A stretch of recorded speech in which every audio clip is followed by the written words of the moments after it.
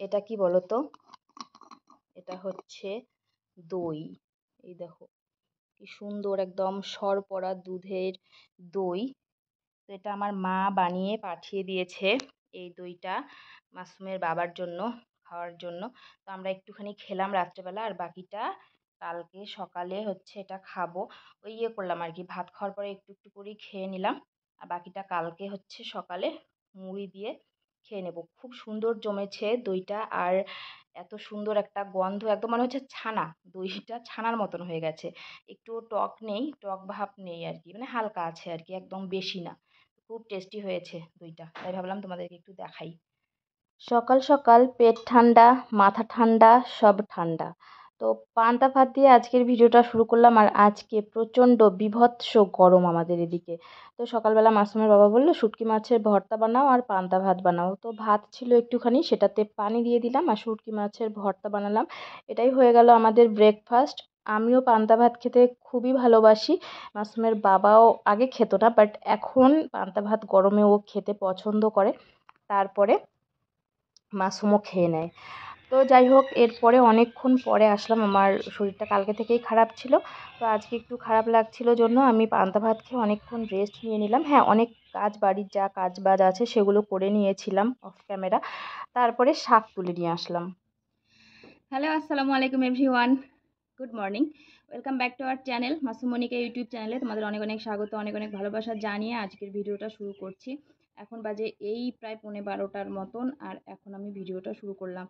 সকালে উঠে অনেক কিছু কাজ বাজ যা যা থাকে সকালের করে ফেলেছি। শরীরটা খুব খারাপ লাগছিল, তাই জন্য অনেকক্ষণ ধরে শুয়েছিলাম, রেস্ট নিলাম। রেস্ট নিয়ে ভাবলাম যে কি রান্না করা যায়, 12টা প্রায় বাজতে চললো, রান্না তো করতে হয়। তো তারপরে চলে গেলাম আমাদের সবজি বাগানে, ওখান থেকে গিয়ে শাক পেলাম। তো আজকে ভাবছি একটু টক ডাল করব আম দিয়ে, আর হচ্ছে এই যে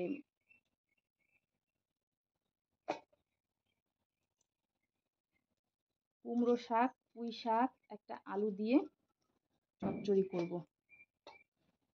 কালকে রাতেও হচ্ছে মাংস খাওয়া হলো, তার আগের দিনও মাংস ভাত খাওয়া হলো সারাদিন। তো তাই ভাবছি আজকে একটু হালকা পাতলা রান্না করব। তো শাকগুলো আমি আগে কেটে নেই, তারপর কয়েকটা বাসন আছে, ওই সকালে পান্তা খাওয়া হলো, সেই বাসনগুলোকে মাজবো, মেজে তারপরে রান্না বসাবো। হাঁড়িটাও মাজা হয়নি, ওই পান্তা ছিল সেই জন্য। আর মুরগিগুলো দেখো, এখন এই যে আসতে পারে না, নিচটা তো বন্ধ করে দেওয়া হয়েছে। আমি এখানে বসেছি, তার মানে ভাবছি বোধহয় কিছু খাচ্ছি টাচ্ছি, উপর দিয়ে সব লাফিয়ে লাফিয়ে চলে আসলো, শব্দ পাচ্ছিলে না? ওরা সব লাফিয়ে লাফিয়ে চলে আসছিল। পুঁই শাক না, আমি আগে খেতাম না, মানে ভাবতাম যে কেমন জানি লাগে, এত একটা পছন্দ ছিল না। বাট এখন খুব ভালো লাগে পুঁই শাক খেতে। এখন আর আসলে স্বাদটা বুঝতে পেরেছি, আগে স্বাদটা বুঝতে পারিনি। এই অবস্থা। কুমড়ো শাক, পুঁই শাক, একটা আলু দিব শুধু পাতলা করে কেটে, দিয়ে শুটকি মাছ দিয়ে শুটকি মাছ দিব কি না, টক ডালের সঙ্গে শুটকি মাছ মাসুমের বাবাকে জিজ্ঞেস করতে হবে। এই ইয়ে করব, শাকের মধ্যে আলুর মধ্যে ইয়ে দিব, শুকটা কিছু কয় না, ঘরেই আছে কিন্তু শুয়ে, কিছু কয় না। কি গরম আজকে, দেখো আমার অবস্থা, পুরো ঘাম টপ টপ করে পড়ছে কপাল দিয়ে।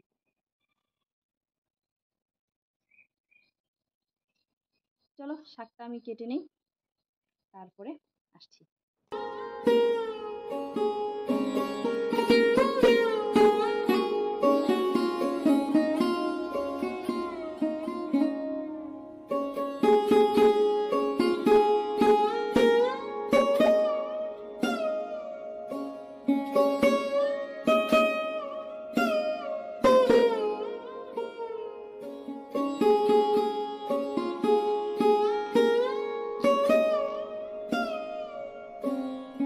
শাকটাকে দেখো বাছলাম তো অনেকগুলো হয়েছে বেশ, তো বেশি আলু দিতে হবে না, একটা আলু দিলেই হয়ে যাবে।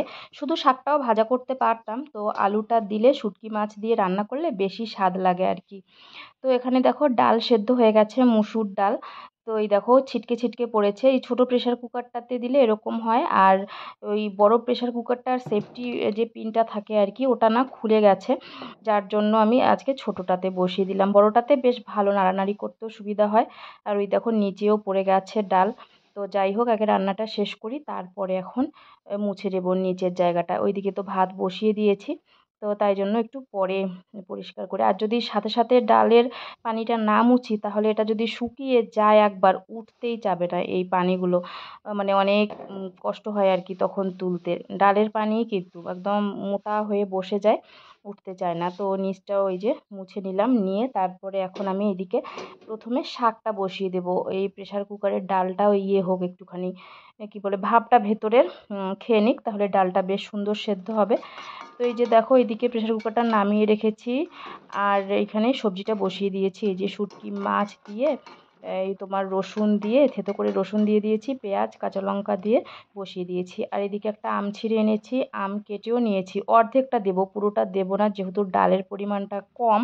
আর মাসুমের বাবা টক ডাল পছন্দ করে না, কিন্তু আমার আজকে খেতে ইচ্ছে করছে, মনে হচ্ছে এই গরমে একটু টক ডাল হলে খুব ভালো লাগতো। তো যাই হোক, এই যে আমি এখানে টক ডালের মধ্যে দিয়ে দিলাম সর্ষে ফোড়ন, কালো সর্ষে। তো টক ডালে সর্ষে ফোড়ন দিতে হয়, সবাই জানো তোমরা। তারপরে আমটা দিয়ে দেব।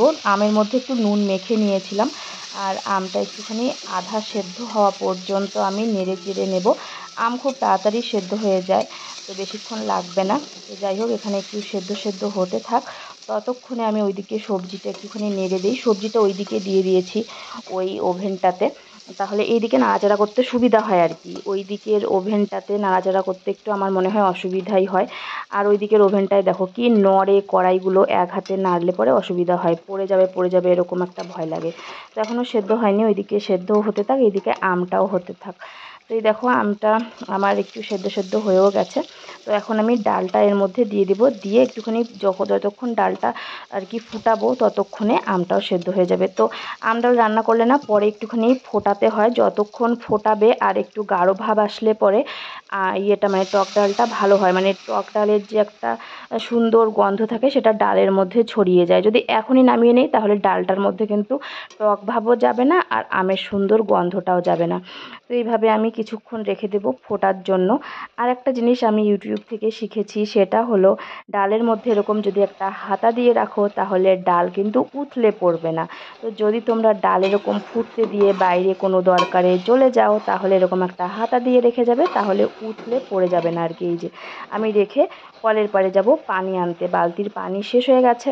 তো দেখো একদমই মানে শুধু ফুটবে, উথলে পড়বে না। ডাল এরকম গরম হয়ে মানে রেখে দিলে, কি বলে, একদম হাই ফ্লেমে রেখে দিয়ে গেলে কিন্তু মানে উথলে পড়ে যায় চায়ের মতন, তাই না? অনেক দিনই কিন্তু এরকম হয়।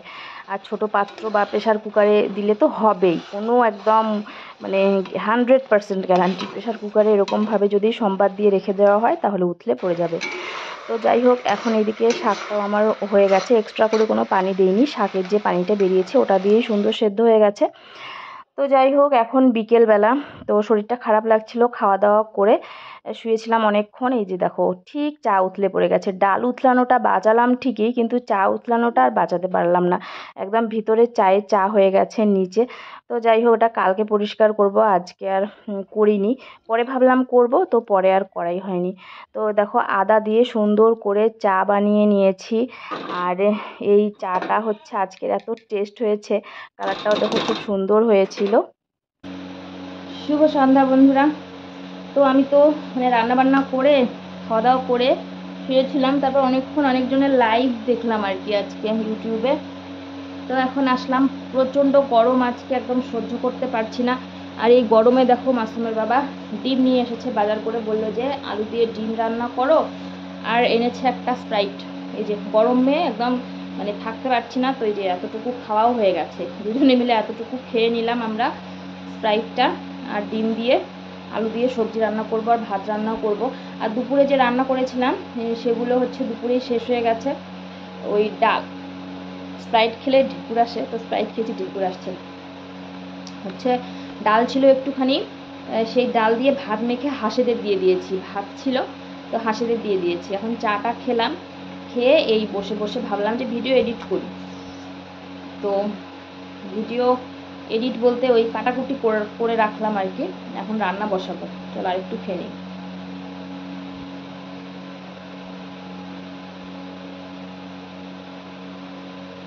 আর ছোটোবেলায় না আমি স্প্রাইট দেখলে ভয় পেতাম, খেতেই পারতাম না।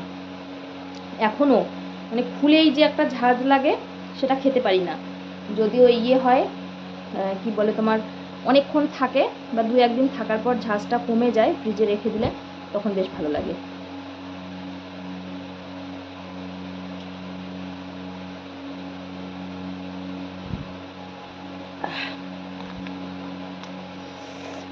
মাশরুম প্রচুর খায়।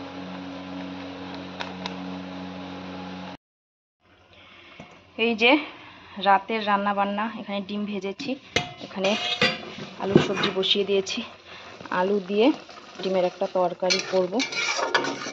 আলুটাকে সেদ্ধ তারপর ডিমটা দেবো। আর এই যে ভাত বসিয়েছি।